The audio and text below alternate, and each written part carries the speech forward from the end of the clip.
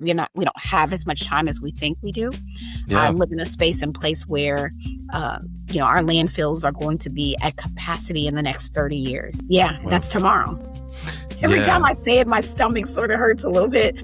Yeah. So there's a lot of steps that we need to be taking. And my military background says, hey, this is a matter of national security, because it is. Mm-hmm. It is urgent and important. It's just not as sexy as housing and, criminal justice and all these other. It's just not a sexy issue until it's a problem.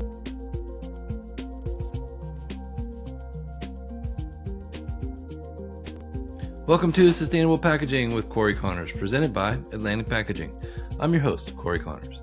In today's episode, I connected with Delegate Jackie Glass from the Virginia House of Delegates. We discuss how we can work with our political partners to make positive impacts. Be sure to subscribe to the podcast so you don't miss any episodes. I'd also like to thank our sponsors, 3M and SpecRite. We couldn't do this show without them. Welcome, Jackie Glass. We're so honored to have you here. The delegate from the Virginia House of Delegates, 93rd District. Welcome.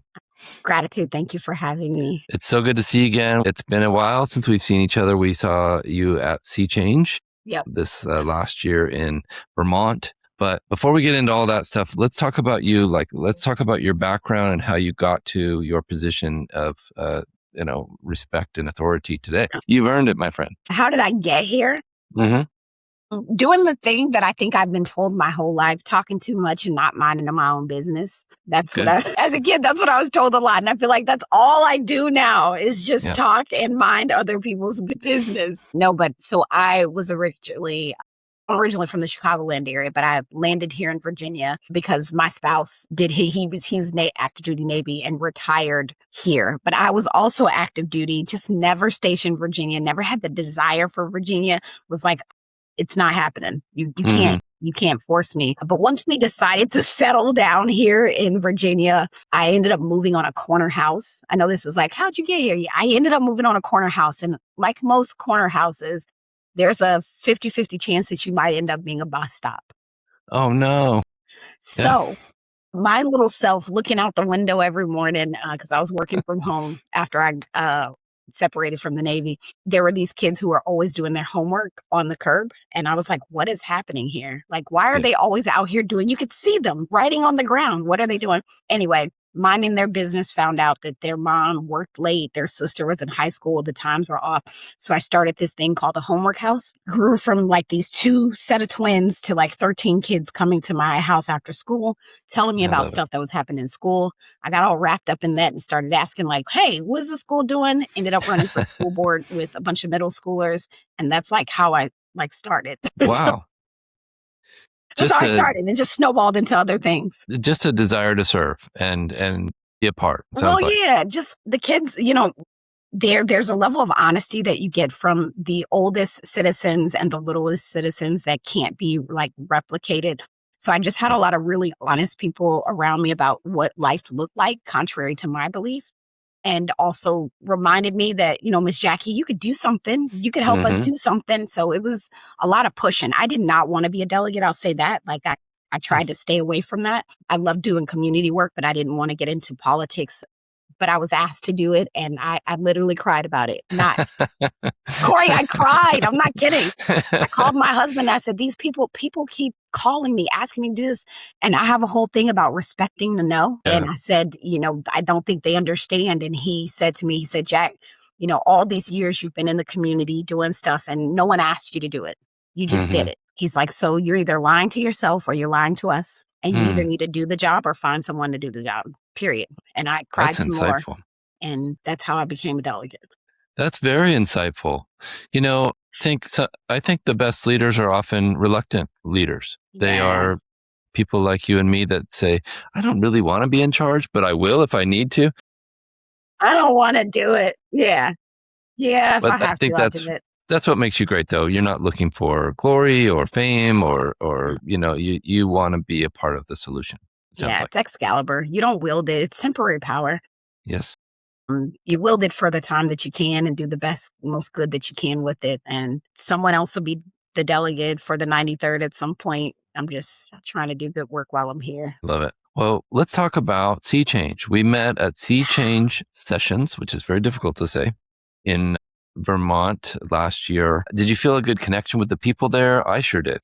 I loved it. Yeah. I, as a policymaker, there are very few opportunities where we get to be in the space with other policymakers on a mission, right? There's conferences where people show up and do the stuff and things, but something was special about Sea Change. Like there was something really special where between having the business side of things, having the policymakers that are doing, and just all around curious people intentionally creating, I think it was just done with so much intent that I fell in, it's one of the best experiences that I've had as a legislator, being able to sort of do that thing of building my mindset around something since I've been elected. Well said. And it felt very intimate. It felt very personal. It's very rare in an event where you have all the people in the room kind of have the same mindset of, hey, we need to make a difference here. We're done with same old, same old. Let's move forward. Is really what it felt like. Or you know what it really was? It was the ability to be casually curious, right? Like just about stuff and things. So everything from like just learning, like even what I learned about Atlantic packaging, what I learned about the glass folks, what I just learned about policymaking in general, and how we need to be a little bit methodical about how we do this because how it impacts you all. Like there were so many, it was a string of pearls. And I got to choose the pearls that I sort of interacted with. And some of the pearls just came to me, and they may have been Baroque. If you're a pearl person, they may have been, saltwater, freshwater, but they were just, it was you still came out with a beautiful necklace. I don't know if that. I love that. That's right. That's right. That's what it felt like. You felt like you left with pearls of wisdom. And you felt like you left with new friends and new confidants that you could rely on. You and I connected immediately, and that was great. Let's talk a little bit about how people from the packaging industry or the industry can connect with people like you in politics to make a. Hey, friends, we are going to take a quick break to thank our sponsors. Please be sure to support them. Are you shipping with recycled corrugated? Think outside the box with 3M tape. 3M packaging tape can help you overcome your recycled corrugated challenges with confidence, making sure your boxes are sealed securely the first time, reducing downtime, and providing consistent performance. With 3M as your partner, you can maintain productivity, achieve cost savings, and turn packaging problems into sealing success. When you use recycled corrugated shipping boxes, think 3M packaging tape. Sustainability starts long before a product hits a shelf. It starts with a spec. That's why brands choose SpecRite, the leader in intelligent specification data management and modern product lifecycle management. SpecRite turns siloed packaging and product data into connected, reliable intelligence so AI can identify waste, optimize materials, streamline supplier collaboration, and accelerate sustainable product design. If you're trying to reduce packaging complexity or meet evolving regulations, it's time for a spec-first approach. SpecRite, the intelligent foundation for every product. Discover more at specrite.com. In packaging, it's still, I know a guy. But what happens when you don't? Or when you need something beyond your network? Forest is built for that. A platform that connects packaging knowledge with AI intelligence, giving you access to verified suppliers, real capabilities, and actionable data in one place. Take action at speed. Execute with intelligence. That's Forest. Difference. Yeah. What I know is I ended up at Sea Change because someone in industry said, hey, this lady's thinking about do this, invite her in. There's this myth that if there is one, that we can't make those connections. I think part of it, what I felt like part of it, it was just ignorance. Like I didn't know who to connect with. I didn't know how to connect. I didn't even know who all the players were. So when I think about industry folks, I think it's a matter of just saying the thing, right? Hey, you were trying to get into this policy area. Can you I think you need to consider, I would love to come to the table with you and sort of provide perspective. Because oftentimes when industry doesn't do that, we are making policy based off of perceptions, and that is a dangerous place to be. So like Right. knowing that you're going to come in and provide perspective, right? That's what, hey, all I'm here is to give you some perspective. You make us better policymakers. And so I think you just shoot your shot and assume, at least for me, I can speak for the way that I operate in my office, is I ask people to assume I know nothing. If you're the first person to come and tell me something, great.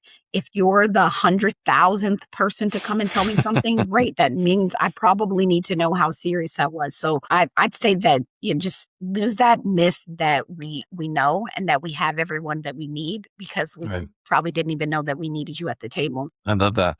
And it goes both ways, right? People from the industry don't know who to speak to in the political circle, Yeah, because and I think that's on us to learn who's excited about circularity, who's excited about sustainability like you, and who can really help us make an impact that's true.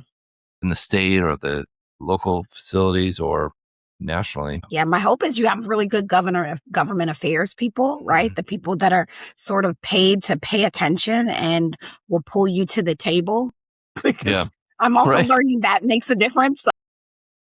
Yes, I love that. Our CEO is on the board for the SB 54 in California, which is the new EPR law taking shape there. Yeah. And he's the only person from the packaging industry on that board. It's like, Wow. that seems a little like we should have a few more maybe, but he's doing great it's a little lopsided. things. But we're proud of him and his work and our team. It's including Caroline Deloach, who's this kind of our director of sustainability, doing great things there. But you have something on your website, and I'm going to read this because it's kind of long. It says What is you it? have the 6 C's, including 6 Cs.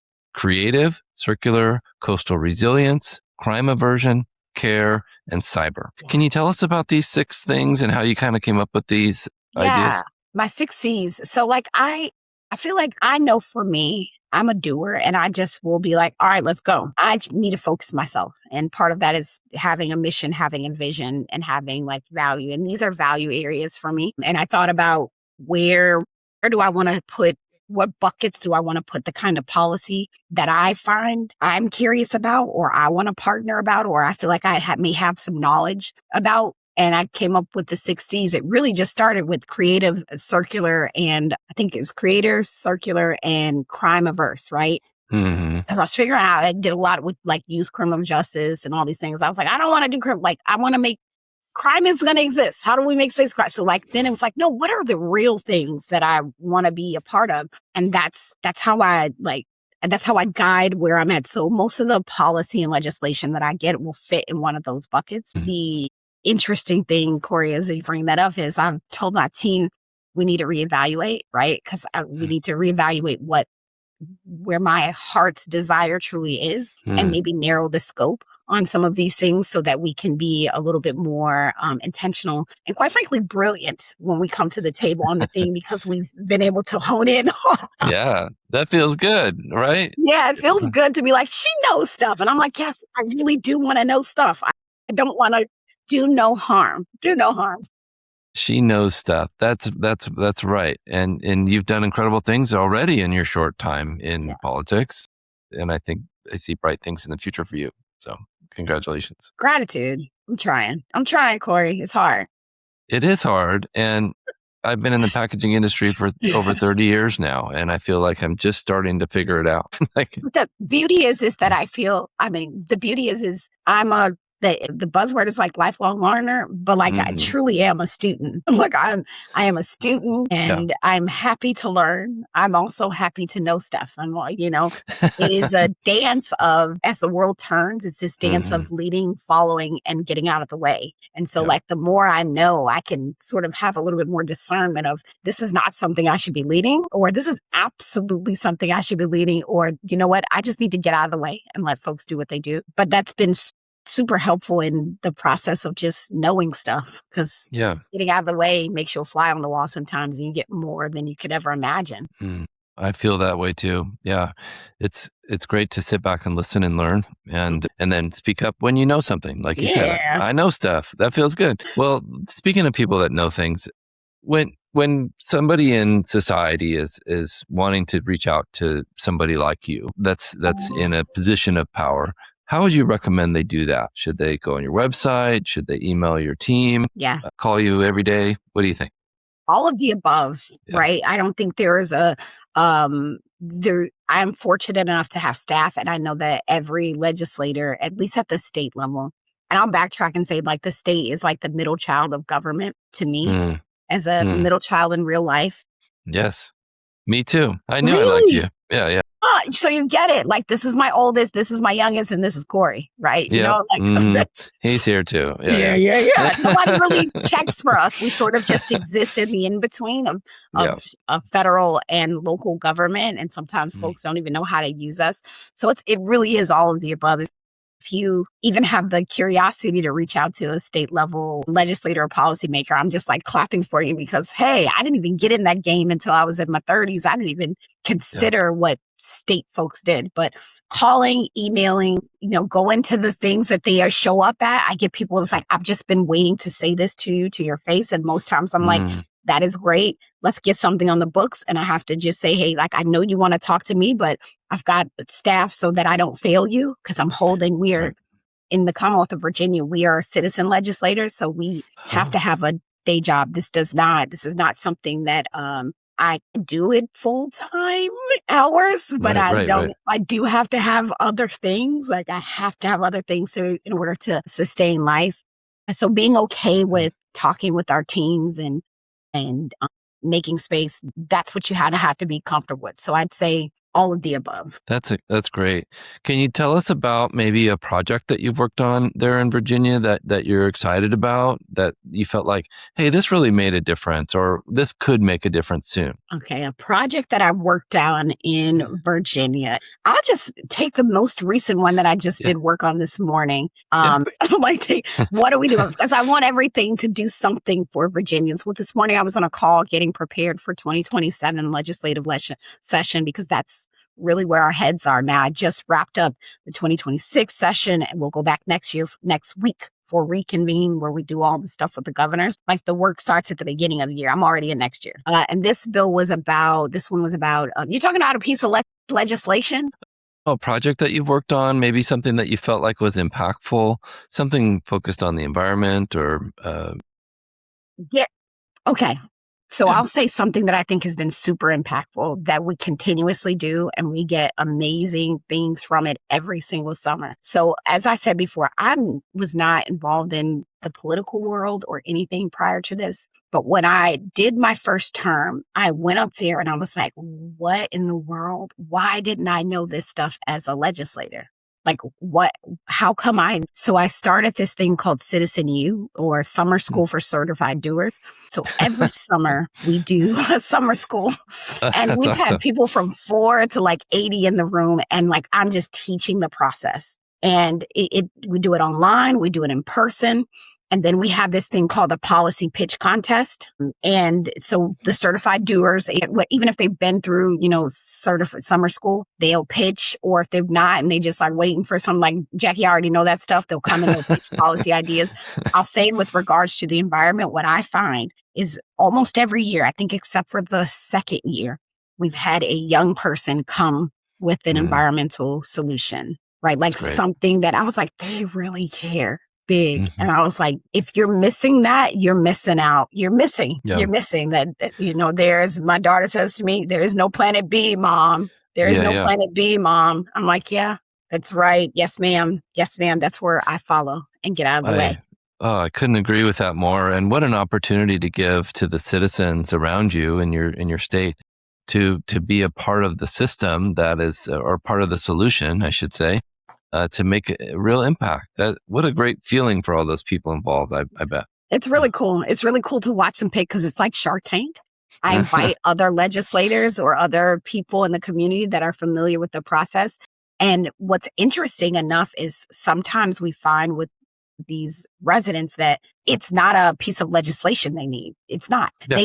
They just need to go and talk to their community liaison, or they need to talk to, because someone was like, what about the plastic bag thing? And I was like, wait a minute, we've already given permission for this. Now you got to go talk to your council and ask them, are they willing to do this, take the step forward? Because this state it is such a learning opportunity to see where folks' heads are, and then a chance for them to. It's fun. It's just a good time. It's just a good time. You'll never get it if you don't ask. That's what I tell my kids, and I think that's so an important part of this whole process is people need to know that there is a budget for certain things. There is availability of assets or services for certain things in the world that maybe you need as a person, as a family member, as somebody who runs a small school out of their house. There's grants for that. There's people that are willing to help you because you deserve it, and the government saw that, or somebody before you invested in that as a donor. So that's cool to see, and I couldn't agree with you more. Yeah, thanks. Yeah. Well, let's talk a little bit about packaging. Extended producer responsibility, is that something that you think could ever be national? Do you think that we could ever get all these states on the same page for that? Crickets, did you hear them? I'm just kidding. Yeah.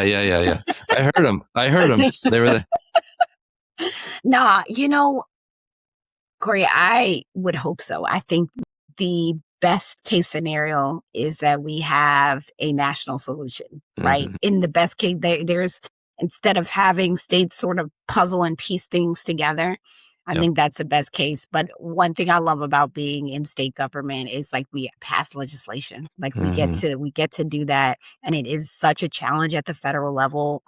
Just the way these United States are is we don't have a lot of expectation for them to pass legislation, right? Like other than a budget, an unbalanced one, because in Virginia, we have to have a balanced budget every biennium or every year. I don't see it. That's why I just don't see it happening at the federal level, which is why I think these convenings are so important. I agree.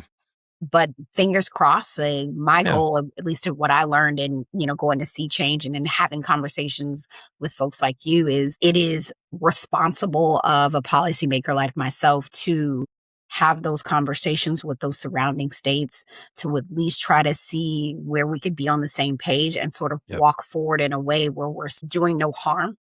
Yeah. Because the harm is already happening because we're not doing things like EPR. Right.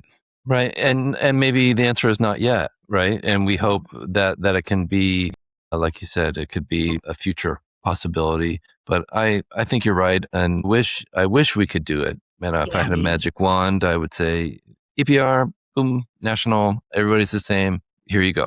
But it needs to start local, and then it needs to start state, and then, like you said, we'll talk to the state next to you and elbow them and say, hey, this is what we're doing. It's working. I think I live in Oregon, where we've kind of led in a lot of ways for these policies and kind of made a bunch of mistakes and learned from them. So I think there are states that are saying, there are states that are saying, hey, let's just wait and see. And then when they've kind of got it ironed out, we'll do what they do. Do you feel like that? Yeah, that's what I feel like. I think the question I'm asking myself as I watch other states take these steps is like, yes, I believe that we have to shift responsibility for the life of a product after it's sold, right? How are they doing that? How do we reduce this unnecessary waste? Okay, look at how these folks are doing that. How do we create a system that works not just in our place and place? Look at you all. I'm watching you all do that.